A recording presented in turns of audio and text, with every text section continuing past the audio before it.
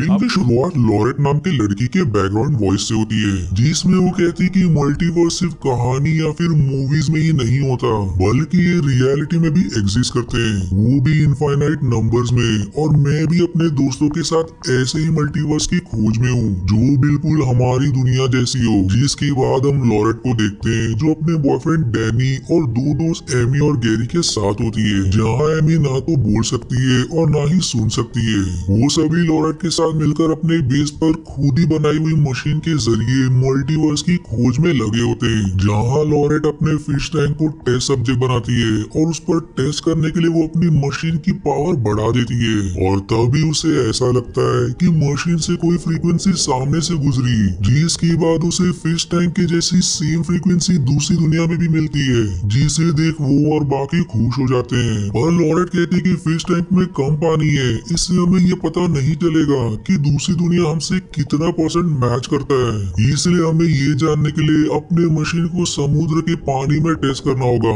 और यदि तब भी हमारी फ्रीक्वेंसी सेम रही तो हमारी खोज सफल रहेगी। इसलिए सभी अपनी कार में सवार होकर समुद्र की तरफ जाने के लिए निकल जाते हैं। पर सफर के दौरान उनकी मशीन से काफी ज्यादा रीडिंग होने लगती है, जिस पर वो इतना ध्यान नहीं देते।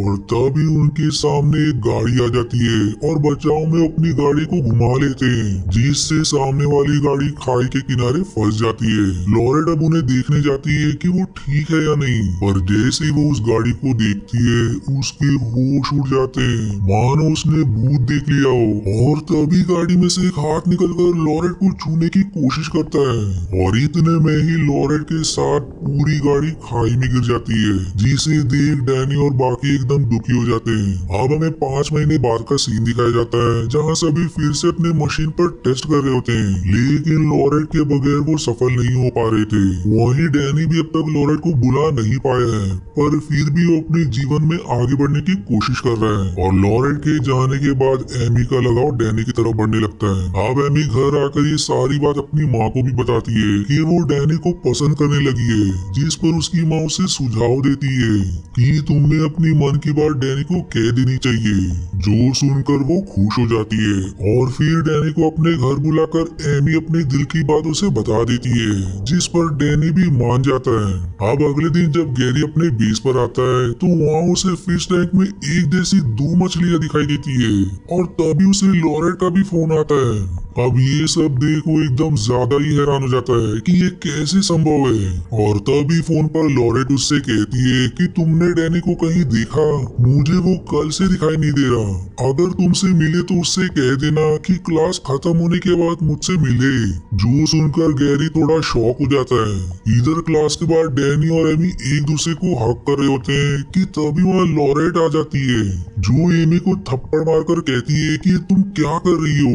वहीं लॉरेट को जीवित देख डैनी भी हैरान हो जाता है, जिसके बाद सभी बेस पर आते हैं, जहाँ गैरी लॉरेट से सवाल करता है कि तुम तो 5 महीने पहले मर चुकी थी, तो यहाँ कैसे आ गई। जो सुनकर लॉरेट कहती कि तुम सब ये क्या कह रहे हो, मैं कब मरी, मैं तो कल रात को ही तुम सबके साथ मल्टीवर्स खोजने वाली मशीन पर काम कर रही थी, जो कि तैयार हो चुकी है। हमने सबसे पहले मछली पर टेस्ट किया तो वो गायब हो गई, उसके बाद मैंने खुद पर भी टेस्ट किया, लेकिन मुझे कुछ नहीं हुआ और मैं सीधे डैनी के घर आ गई। वहीं लॉरेट को इस बात की हैरानी होती है कि एमी बोल और सुन कैसे सकती है, क्योंकि जो एमी उसके साथ है वो तो बोल और सुन नहीं सकती। अब इतना कहने के बाद लॉरेट को सारी बात समझ आती है कि वो यहाँ अपनी दुनिया से टेलीपोर्ट होकर इस दुनिया में आ गई है, लेकिन ये दुनिया एग्जैक्ट सेम नहीं है, क्योंकि उसकी दुनिया में एमी बोल और सुन सकती है, पर इस दुनिया में नहीं। और ये सुनकर सभी भी हैरान हो जाते हैं। लॉरेट अब उन्हें अपने हाथ पर बना हुआ टैटू दिखाकर कहती है कि हमारे दुनिया में हमारे ग्रुप का नाम एंटैगल्ड है, और इसीलिए हम सभी ने अपने हाथ पर इसी नाम का टैटू बनवाया है।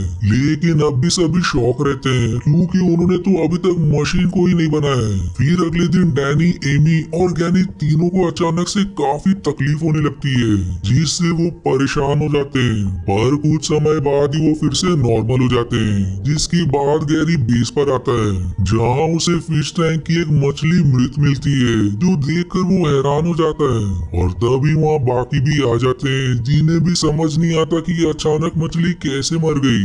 वहीं जब गैरी अपने घर आता है तो उसे उसके कमरे की हालत खराब मिलती है और सारा सामान बिखरा पड़ा होता है। फिर तभी उसके घर के बाहर किसी के होने का आभास होता है, जो देखने वो नीचे आता है पर वहाँ कोई नहीं होता।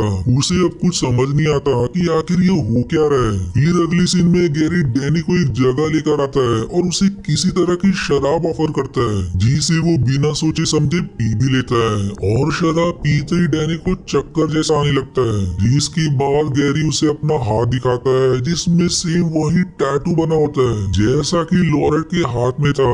यानी कि ये दूसरी दुनिया से आया हुआ गैरी है, जिसे देख डैनी हैरान हो जाता है। गैरी कहता है कि एक ही दुनिया में दो एग्जैक्ट सेम चीज एग्जिस्ट नहीं कर सकते, इसलिए वो मछली मर गई और तुम्हें कमजोरी महसूस हो रही थी, साथ ही वो मुझे भी हो रही है। लेकिन ये कमजोरी लॉरेट को नहीं हुई क्योंकि इस दुनिया की लॉरेट मर चुकी है, इसलिए वो आराम से यहाँ रह सकती है। और इसी कारण में डैनी और एमी हम तीनों भी लॉरेट के पीछे यहाँ आ गए। लेकिन हमें यहाँ जीवित रहने के लिए इस दुनिया के अपने डुप्लीकेट को मारना होगा, और तुम लोगों ने तो अब तक वो मशीन भी पूरी नहीं की जिससे हम अपनी दुनिया में वापस भी नहीं जा पाएंगे। और इतना कहने के बाद वो इस दुनिया के डैनी का गला दबाकर उसे मार देता है। आप टैटू वाला गैरी टैटू वाले डैनी से मिलकर उसे सारी बात बताता है, जिसे सुनकर वो हैरान हो जाता है। गैरी कहता है कि मैंने इस दुनिया की तुम्हारे डुप्लीकेट को मार दिया, अब तुम्हें मेरे डुप्लीकेट को मारना है। लेकिन डैनी जवाब देता है कि मैं उसे नहीं मार सकता, मुझ में इतनी हिम्मत नहीं है। जिस पर गैरी को बहुत गुस्सा आ जाता है और इससे फिर हम ये समझ पाते हैं कि इस दुनिया और दूसरी दुनिया के गैरी में यही अंतर है कि दूसरी दुनिया के गैरी को जल्दी गुस्सा आ जाता है। आप गुस्से में गैरी वहाँ से इस दुनिया के गैरी के घर आकर अलमारी से गन निकाल लेता है ताकि वो अपने डुप्लीकेट को मार सके। दूसरी तरफ एमी डैनी से मिलने उसके घर जाती है, जहाँ डैनी उसे सच्चाई बताने की कोशिश करता है और तभी एमी उसके हाथ में वो टैटू देख लेती है। डैनी उसे समझाने की बहुत कोशिश करता है कि असली डैनी के साथ क्या हुआ, पर एमी डर कर वहाँ से भाग जाती है। इधर असली गैरी अपने घर पर आ ही रहा होता है कि तभी उसे दूसरी दुनिया की एमी वीडियो कॉल करके कहती है कि मैं अब भी इस दुनिया की एमी के घर हूँ, तुम मुझे कुछ समय में मिलो, मुझे तुमसे बहुत जरूरी बात करनी है। अब एमी को बात करता देख गैरी दंग रह जाती है। वहीं एमी उसके एक्सप्रेशन देखकर समझ जाती है कि उसने गलत गैरी को वीडियो कॉल कर दिया, इसलिए अब असली एमी असली गैरी से मिलकर उसे सारी बात बताती है कि मैं दूसरी दुनिया के डैनी से मिली, जिससे मुझे पता चला कि दूसरी दुनिया के गैरी ने हमारी दुनिया के डैनी को मार दिया। जिसे सुनकर गैरी भी घबरा जाता है और खुद के डुप्लीकेट को ढूंढने निकल जाता है ताकि वो उसे भी मार सके। गैरी अब वहाँ से डैनी के पास आता है और उससे उसकी दुनिया वाली गैरी के बारे में सवाल करता है कि वो कहाँ है, लेकिन डैनी उसे नहीं बताता और उसे भी समझाने की कोशिश करता है, पर गैरी कुछ भी करके नहीं समझता। इधर असली एमी अपने कमरे में आती है जहाँ टैटू वाली एमी पहले से मौजूद होती है।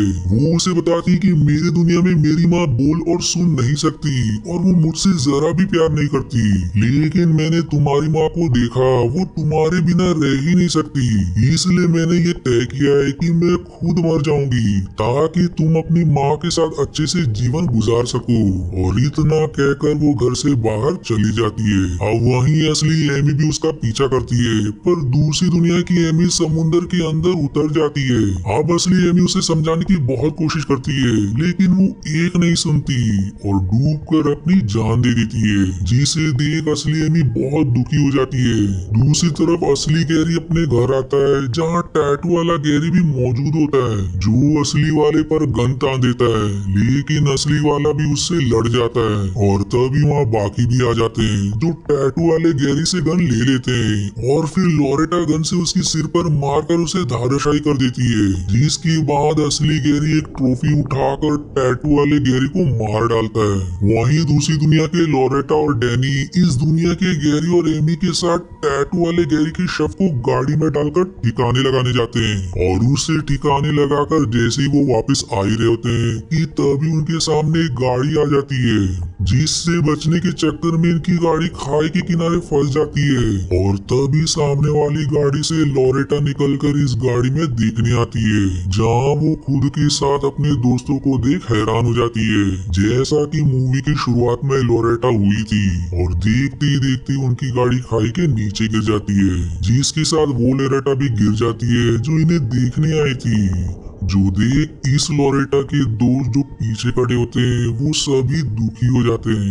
अब मूवी के आखिरी सीन में हम फिर से वही मूवी की शुरुआत वाले सीन को देखते हैं, जब लोरेटा ने फिश टैंक पर टेस्ट करने के लिए मशीन की पावर बढ़ाई थी और तब उसे ऐसा लगा था कि कोई फ्रीक्वेंसी सामने से गुजरी, जिसके बाद सभी समुद्र पर टेस्ट करने के लिए चले जाते हैं और इसी कंफ्यूजिंग एंडिंग के साथ ये मूवी यहीं समाप्त हो जाती है। अब अगर मैं इस मूवी की थियरी को एक्सप्लेन करने की कोशिश करूँ तो मूवी का सारा कॉन्सेप्ट तो अंडरस्टैंडेबल था कि जब इस दुनिया के लोरेटा और बाकी मशीन बना रहे थे तो साथ ही दूसरी दुनिया के भी लोरेटा और उसके साथ ही वही से मशीन बना रहे थे, लेकिन असली दुनिया में एक दुर्घटना हो गई जिसमें लोरेटा मारी गई। लेकिन ये दुर्घटना भी उन्हीं के कारण हुआ, पर वो सभी अचानक सामने कैसे आ गए तो इसका उत्तर मूवी में साफ नहीं बताया गया, पर हम ये अंदाजा लगा सकते हैं कि जब लोरेटा फिश टैंक पर टेस्ट करने वाली थी तब उसने मशीन की शक्ति बढ़ा दी थी और वो मशीन डेवलपमेंट फेज में थी